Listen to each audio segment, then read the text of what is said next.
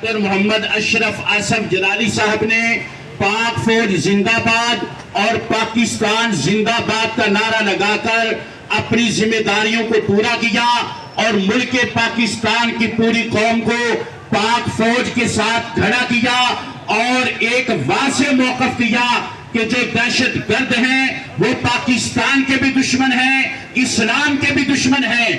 آج اسی شخصیت کے اوپر مختلف اضلاع میں پابندیاں لگا کر حکومت وقت، ہوم سیکٹری اور وفاقی اور صوبائی وزارت قانون اپنا مکروہ چہرہ پوری دنیا کو دکھا رہے ہیں۔ یاد رکھیں، یہ پابندیاں نہ پہلے سنت کا راستہ روک سکتی ہیں، یہ پابندیاں نہ کلمہ حق کا راستہ روک سکتی ہیں۔ ڈاکٹر محمد اشرف آصف جلالی صاحب نے بھی مشکل ترین حالات میں کلمہ حق کہہ کر اپنی ذمہ داریوں کو پورا کیا۔ میں پاک فوج سے بھی مطالبہ کرتا ہوں کہ علامہ ڈاکٹر محمد اشرف آصف جلالی صاحب کے تمہارے اوپر بھی یہ سانات ہیں۔ مشکل وقت میں قنصل علماء نے آپ کا ساتھ دیا ہے، پاک فوج کی بھی ذمہ داری بنتی ہے کہ یہ عناصر جو اتنی بڑی شخصیت پر، اتنے بڑے عالم دین کے اوپر بلا وجہ پابندیاں لگا رہے ہیں،